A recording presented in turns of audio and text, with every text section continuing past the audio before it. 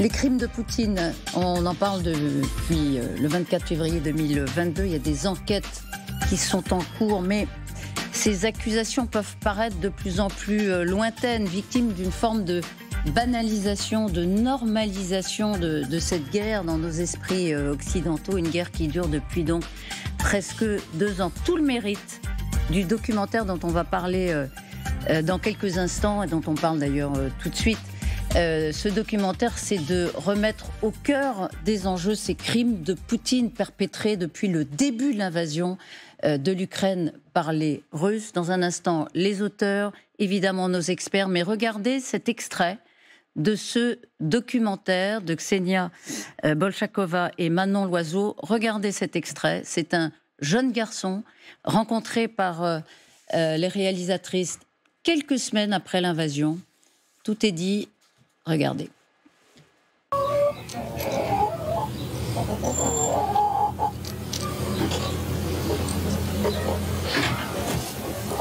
Осколки, які здорові. Оце все я сам збирав. Та ще там на полі, воно там їх куча валяється. –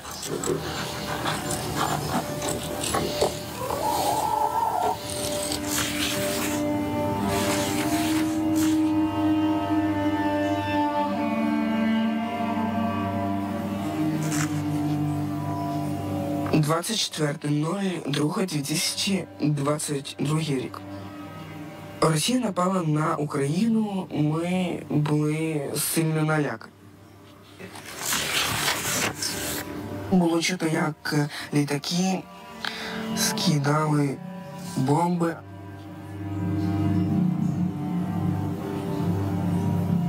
Ну, якби я почав дивитися, і почали мама мені позвонила і казала, що ми ховалися. І якраз, як вона скинула, якраз її почали стріляти, що саме цікаве.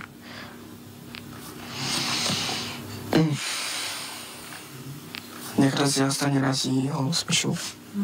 Правда, я цього не знав.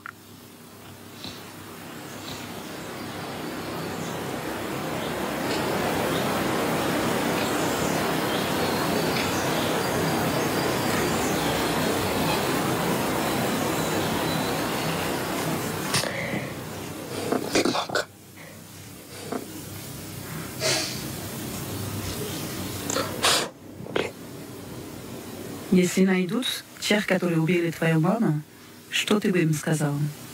Ти що наробив? Ти знаєш, кого ти вбив?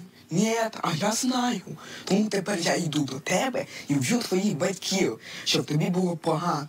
І ти підеш в пекло, щоб ти пострадав. Тому що якби вбили не твоїх батьків, а вбили моїх батьків.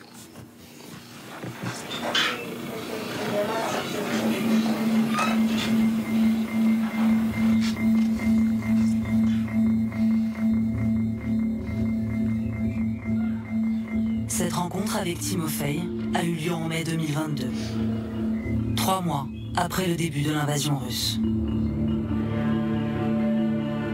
Il est le symbole des 103 000 victimes de crimes de guerre enregistrés par les autorités ukrainiennes. Il est aussi le point de départ de notre investigation. Voilà, c'est absolument bouleversant, la rencontre que vous avez faite avec ce jeune garçon. Bonjour à vous, Manon Loiseau, grand reporter, que vous avez fait couvert beaucoup de conflits. Et Ksenia Bolshakova, merci d'être avec nous. On vous avait évidemment invité, lorsque vous aviez signé avec Alexandra Jousset ce documentaire extraordinairement éclairant au début de la guerre sur les Wagner. Wagner, l'armée de l'ombre, c'était en 2022. En 2022, oui. Et aujourd'hui, donc, ce documentaire sur les crimes de guerre de Poutine. Et c'est ce témoignage de ce jeune garçon. Je ne sais pas comment vous avez réagi, Général Gomard, Gallagher Fenwick, Thierry Volton, Tatiana. Mais quand on écoute cet extrait, et cet extrait de ce jeune garçon donc, qui enclenche votre enquête. Timofey, jusqu'à aujourd'hui, il nous accompagne. C'est l'un des premiers qu'on a rencontrés. Et Voilà, c'est la brutalité du crime. C'est juste voilà, l'assassinat de sa maman, comme tant d'autres enfants ukrainiens qui ont perdu les leurs. Est-ce qu'on connaît les circonstances? Ils étaient en train de rouler. Alors ils roulaient dans une voiture pour aller sur un marché. La colonne de tanks est arrivée. Ils ont tiré à bout portant sur la voiture de civil. Et sa maman et son compagnon sont morts.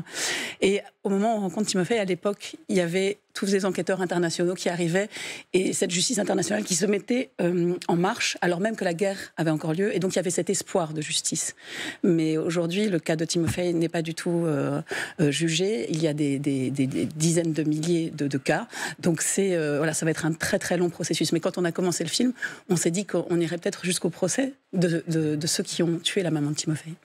Ça ne veut pas dire qu'il n'y aura pas de procès. Absolument pas. Mais je vous interromps juste une toute petite seconde. C'est une des infos du jour. François Bayrou, regardez-le, arrive au palais de justice. Dans une bonne demi-heure va commencer l'énoncé du jugement dans l'affaire des assistants parlementaires européens. Un procès très très important pour François Bayrou. Il risque une peine d'inéligibilité de 3 ans avec sursis et de fortes amendes. C'est l'avenir du Modène, c'est une partie de la Macronie aussi qui est jugée. C'est d'autant plus important qu'on attend les procès des assistants parlementaires du Rassemblement national pour les mêmes motifs. Voilà, parenthèse, on y reviendra tout à l'heure. Pardon de vous avoir interrompu. Manon Loiseau, ce jeune garçon aujourd'hui, on l'entend dire sa haine, et sa haine brute à l'égard de ces Russes qui ont tué ses parents, je vais dire sans sommation, le mot est faible. Il y a des centaines de gamins comme ça. Il y a des centaines de gamins comme ça, mais là où Timofey, il est il est plus représentatif aujourd'hui de ce qui se passe en Ukraine, c'est que c'est un témoignage brut qu'on a recueilli vraiment quelques semaines après le début de la guerre. Aujourd'hui, il y a une sorte de, de lassitude même chez les victimes. On a notamment un autre personnage du film qui s'appelle Alexandre Konovalov, qui lui est résident à Boutcha, dont le petit frère a été tué à bout portant par des soldats russes, et Alexandre lui-même va mener l'enquête. Il va collecter des preuves sur le terrain, ramasser des passeports laissés par des soldats russes qui ont quitté sa ville après l'occupation. Et lui, pour le coup, nous confiait récemment un sentiment un petit peu double. Il disait, voilà, moi, en fait, l'enquête sur la mort de mon frère, c'est pas aussi important que ça ne l'était au tout début de la guerre. Aujourd'hui, ce qui compte, c'est que cette guerre se termine. Et il faut d'abord gagner la guerre pour après pouvoir rendre justice à nos victimes. C'est-à-dire qu'il y a aussi une prise de conscience de la part des victimes elles-mêmes que le processus de justice sera extrêmement long. C'est-à-dire que ce Timofey et sa réaction extrêmement enfantine et blessée et aussi vive. C'est de l'émotion à l'état brut, encore une fois. Une émotion à l'état brut, mais qui s'est beaucoup étiolée aussi du côté des victimes. Ouais. C'est-à-dire qu'aujourd'hui, il y a une vraie attente de la part de la majorité des Ukrainiens de venir à bout de cette guerre. Et ça, pour l'instant, c'est vrai qu'on ne le voit pas arriver de sitôt. Vladimir Poutine avait annoncé une guerre en 3 jours, pensait prendre la capitale ukrainienne très rapidement et venir à bout des forces ukrainiennes très vite. Naïvement, nous aussi, on avait pensé que la guerre allait se terminer beaucoup plus vite et qu'on aurait l'opportunité, dans le cadre de ce documentaire, de suivre un certain nombre de procès. Ce qu'on n'a pas du tout pu faire, finalement. Malgré le temps long du doc, on n'a pas du tout eu cette opportunité-là. Et il y a cette lassitude qui s'est installée. C'est vrai que cette émotion-là... D'où l'intérêt de votre documentaire, dans lequel on entend aussi des bourreaux. Dans quelques instants, on va entendre Azamat. Vous allez voir, c'est stupéfiant. C'est pas bouleversant, c'est saisissant, la façon dont il parle de ces crimes. Là, les 2 parents de Timofey, c'est l'armée régulière qui les a criblés de balles. En rentrant dans la ville. En rentrant dans la ville. C'était une voiture de civil et ils ont juste sur ordre, vraisemblablement, des officiers qui avaient dit, vous tirez sur tout ce qui bouge, vous éliminez les Ukrainiens. C'était le début de l'invasion. Ce qu'il y a eu à Boutcha, ce qu'il y a eu dans les colonnes de tanks sont arrivées, et certaines pour aller sur Kiev. Mais pour moi, ce qui rend la séquence extrêmement saisissante, et les personnes qui nous regardent ne le savent évidemment pas, mais il n'y avait pas un bruit sur le plateau pendant qu'on regardait toutes et tous la séquence. Wow. Et ce qui lui confère un caractère particulièrement cruel, c'est le côté absurde et dénué de sens de cette mort qui vient arracher à un enfant ce qu'il a de plus cher, c'est-à-dire les êtres qui lui ont donné la vie et qui ne font pas partie de la résistance, qui ne sont pas en train de faire de la contrebande ou d'organiser je ne sais quel effort de guerre contre les Russes, mais comme le disent Ksenia et Manon, vont au marché, voilà, pour aller acheter de quoi se nourrir probablement, et il les perd à ce moment-là, et on voit la fabrique de la radicalité dans les paroles de cet enfant, dont la parole, elle est très crue, elle est très vraie, parce qu'il y a rien de plus dur que la guerre vue par les enfants qui la vivent et la subissent. Et juste une petite note pour dire que ce que j'entends aussi dans ce témoignage de Timofey, c'est qu'il n'y aura pas de paix sans justice, et il n'y aura surtout pas de victoire tant qu'il y aura l'impunité pour celles et ceux qui ont fait subir cela à l'Ukraine et à ses enfants notamment. Tatiana ? Moi, je voudrais témoigner que quand la guerre a éclaté, j'y croyais pas. Pourtant, Dieu sait que Biden nous avait avertis, moi j'y croyais pas. Puis je me réveille le matin, je vois qu'il y a des bombes qui tombent sur Kiev, et j'appelle ma famille. Et il y a un aspect générationnel. Les personnes de l'âge de mes parents, donc une cousine qui a 80 ans, me dit à Kiev, ne t'inquiète pas pour nous. Elle a été mariée à un Russe qui malheureusement est décédé. Et elle m'a dit, ils ne nous feront pas de mal. Poutine les envoie nous faire du mal, mais eux, ils peuvent pas. Ils peuvent pas vouloir nous faire du mal. C'est pas possible. On est des frères. Et sa fille, qui est un peu plus jeune que moi, me dit, non, mais c'est n'importe quoi. Ils vont nous faire tout le mal qu'ils peuvent nous faire. Poutine leur a demandé de venir nous faire du mal, et puis de toute façon, ils ont été formés pour ça. Ils vont nous faire tout le mal qu'ils peuvent nous faire. Et je pense qu'il y avait déjà cette dichotomie pour des personnes qui ont 80 ans, qui ont vécu la Grande Guerre, qui se sont battues tous ensemble. C'était juste impossible, vraiment impossible. Et ce que vous dites est très vrai. Donc, une partie de ma famille est venue en France juste après le début de la guerre, en tant que réfugiée. Ma cousine me disait, non mais dans 6 mois on retourne à Kiev. Et dans 1 an tu viens nous voir à Kiev. Et puis après ça a duré, elle a décidé de repartir. Et c'est exactement ce que vous dites. Aujourd'hui elle me dit, il faut que la guerre cesse. Mais pas à n'importe quel prix. La victoire d'abord et la guerre cesse après. Mais il y a vraiment je pense que j'ai l'impression qu'elle ne pardonnera jamais aux Russes. Et pourtant, son père était né en Russie, elle adorait son père. Il est, comme beaucoup d'Ukrainiens, mort d'un cancer, parce que lui, après Tchernobyl, il a continué à aller dans la rue. Et au début des années 2000, il a contracté un cancer, on pense que c'était lié. Son beau-père, le père de son mari, vit en Russie, et elle ne leur pardonnera jamais. Et je voulais juste dire, l'été qui a suivi, il se trouve on était partis en Croatie en famille, et là, on a vu que les Croates et les Serbes se parlent, alors qu'il y a aussi eu des massacres. Et je me demandais, je le disais à mon mari, mais je ne sais pas si un jour les victimes ukrainiennes pourront reparler aux Russes. Victimes d'hommes comme Azamat. On va écouter maintenant. C'est aussi un moment très fort, un des nombreux moments très forts de ce documentaire. Je ne vous en dis pas plus. On va faire connaissance avec ce profil de mercenaires, soldats de Poutine. Bonjour, je vous appelle de Paris, je suis journaliste et documentariste. Lorsque nous arrivons à le joindre, Azamat Uldarov est en Russie. Tout juste revenu du front où il a passé 6 mois.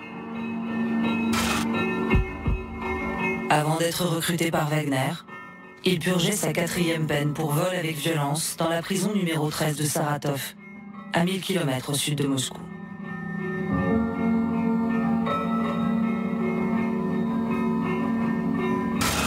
Comme l'atteste ce certificat remis à sa sortie de prison, Azamat a été gracié par décret présidentiel, signé par Vladimir Poutine en personne.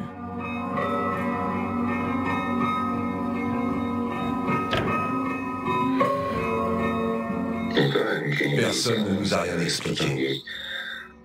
On nous a juste dit que ces sales Ukrainiens s'opposent à la Russie et qu'ils veulent venir dans notre pays tuer nos familles. Qu'ils allaient tuer nos proches si on ne les arrêtait pas. Tu peux sortir, s'il te plaît? Je parle avec une journaliste. Pars, s'il te plaît. Ouvre la fenêtre. Ouvre-la toi-même. C'est ma femme. Elle fait des petits caprices. C'est rien. Pendant que nous parlons, Azamat consomme de l'alcool. Il est visiblement ivre quand il se lance dans un terrible récit.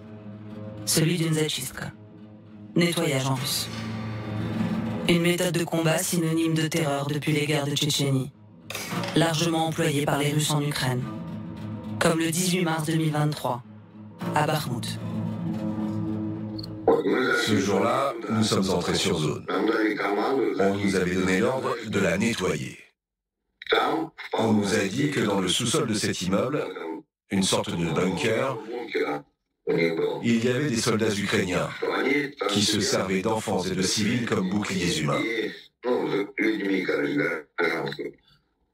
Et il y avait cet enfant.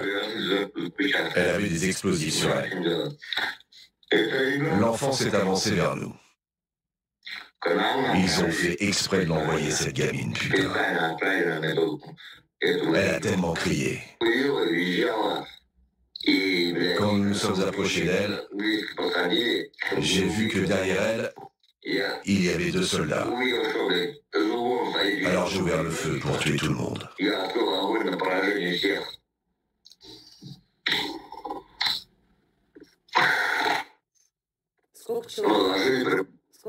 Et combien de personnes vous avez tuées ce jour-là, vous et votre brigade?